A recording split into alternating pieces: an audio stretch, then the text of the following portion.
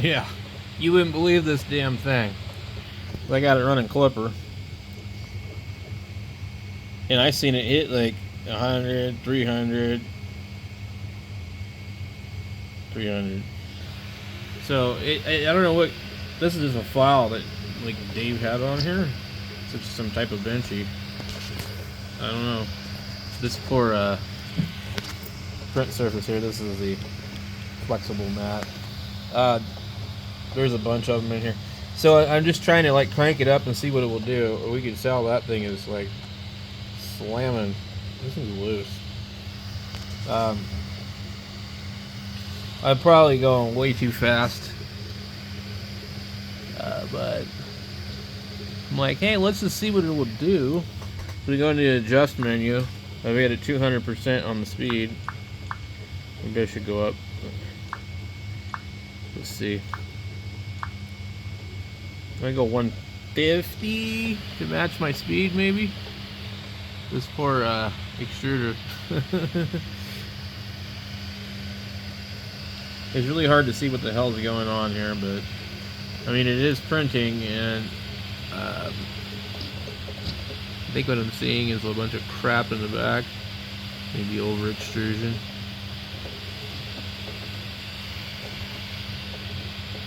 I'm printing PETG, so you know, cooling it shouldn't be as much of an issue as like if I was trying to go this fast with like PLA. But definitely pretty cool to use the Sonic pad. It was really, really a pain in the butt, and it's still been like kind of glitching here and there. So, as well as this one, I just like I can't get these stupid things to do what I want them to do.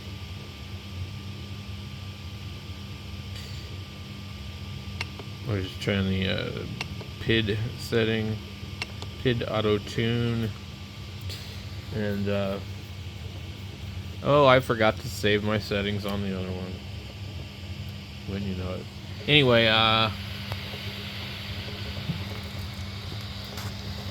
looks like it. I don't know. It's a really, really weird print.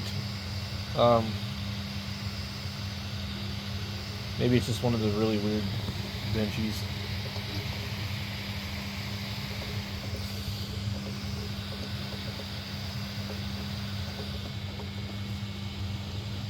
So maybe take this thing off of here because it's like just clacking around there. I don't know why they made these like this. Like, they don't fit real well. Yeah, this thing's starting to move. But it's still, I don't know, whatever the speed it thinks is going. It obviously doesn't have the acceleration to match it.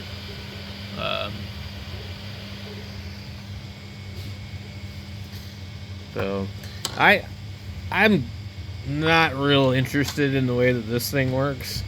This is like, I don't know. I gotta check and see what this thing's doing. So this is, I mean,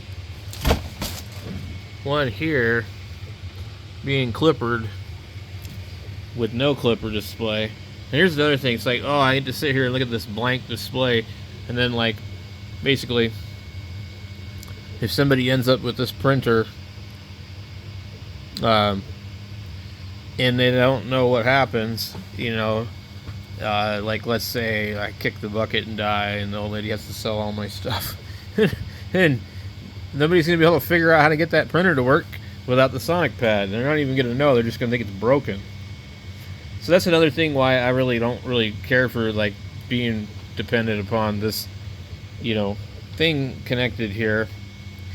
And I was thinking of getting an extra one of these because I can get one for like $60 from the guy that has the SV06 Plus. And I thought about, okay, well, it's $60. I gotta drive out there to go get it.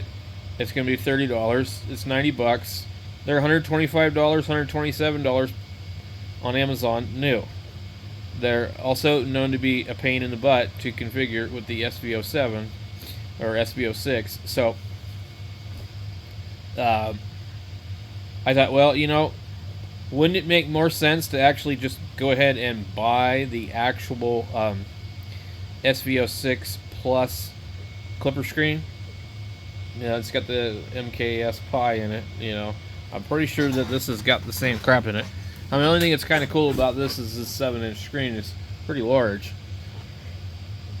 but it really only wants to work with Creality printers. This would be really interesting to hook up to the not KE, the SE.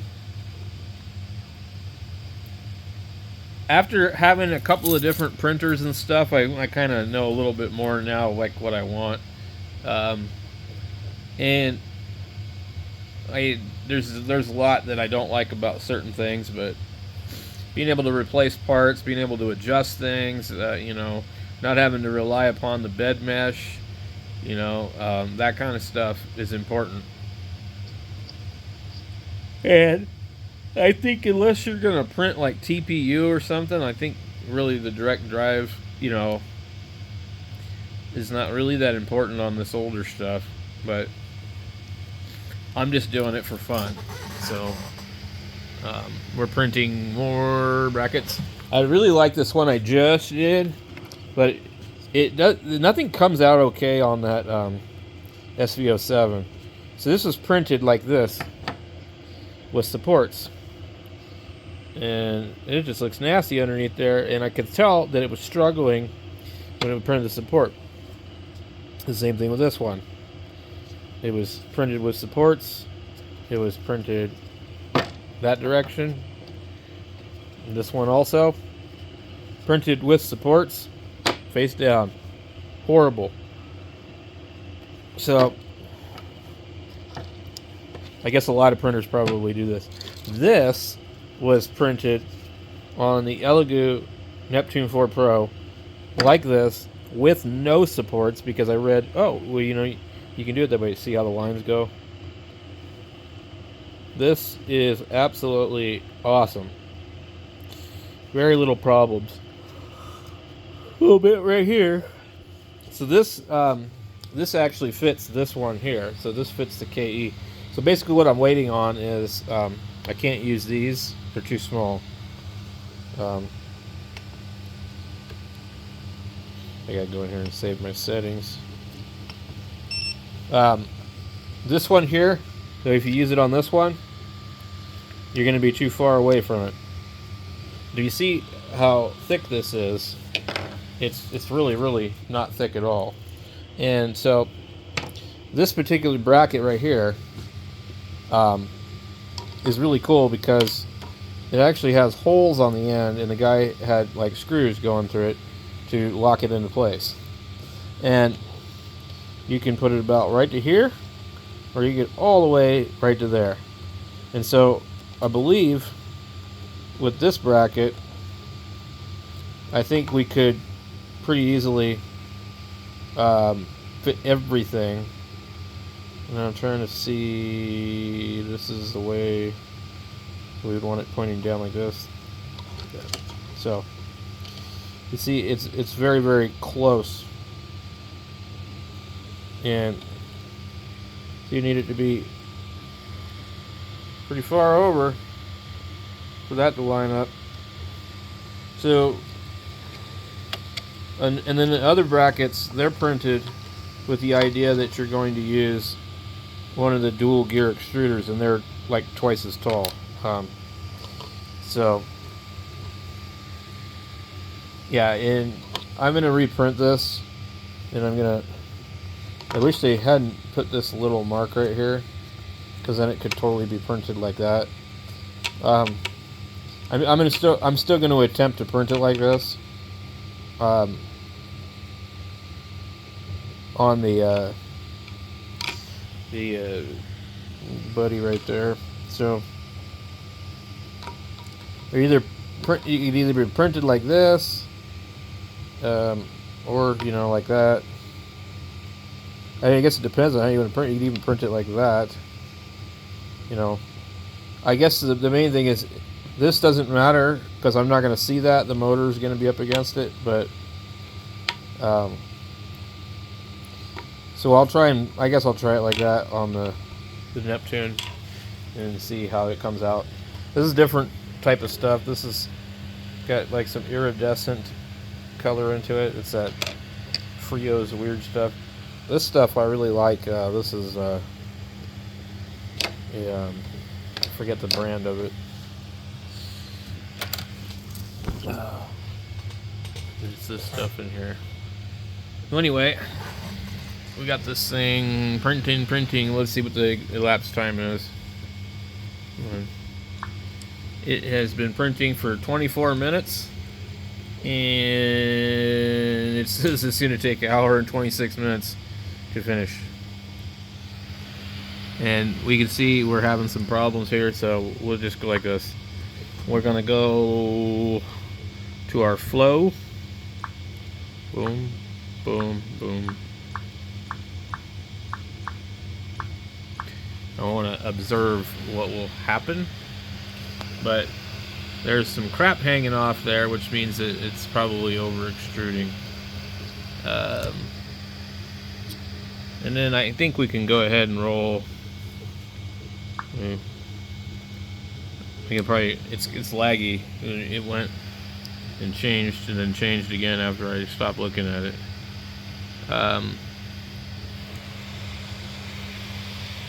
Boy, it's really hard to get a picture of it without like coming in and pausing it.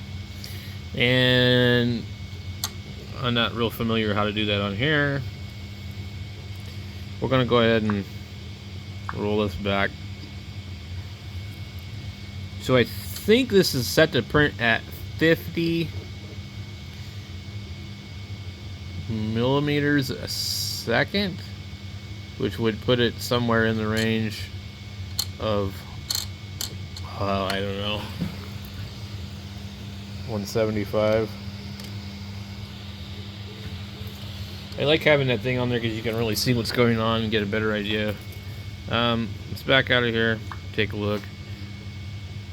It's really weird, but I don't really feel like Klipper does a whole lot for these type of printers. I mean, they're just kind of, I don't know, not going to be super speedy.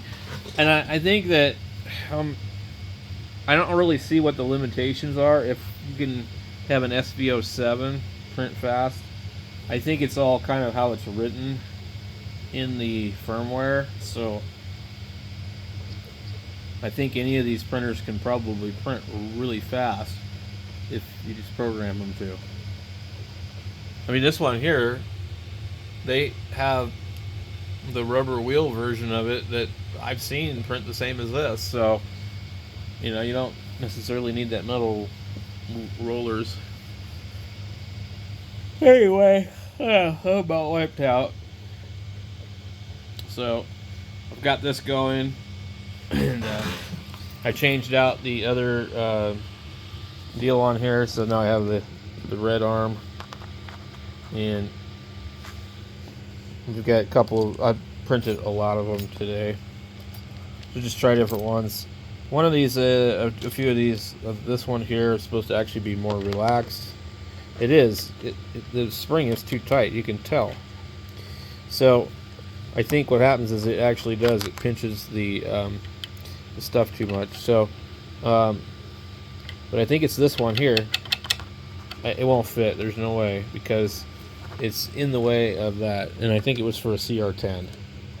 So these all would work. Let's see.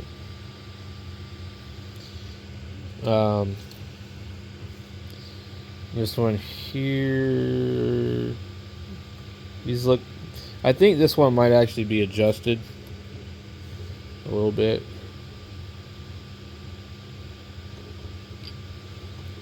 Yeah, and they got the spring kind of in a different spot, but I'm printing 2 parts, I think. One of these in red, and then another base. So I'm just going to do it for the hell of it. I mean, sometimes I can't even think of anything to print, so like getting a bunch of junky old enders has given me inspiration to print all kinds of stuff. So anyway, I'm going to turn in for the night. We'll catch you guys later.